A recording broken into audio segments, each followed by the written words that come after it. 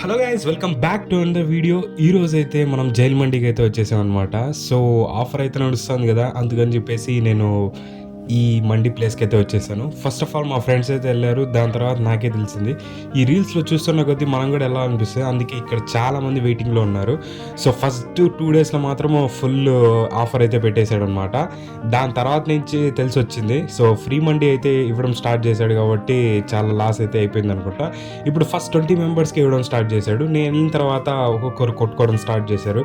మనకు దొరుకుతుందా లేదా అనే భయంతోనే ఉన్నాను. సో మనకైతే దొరికిందనమాట.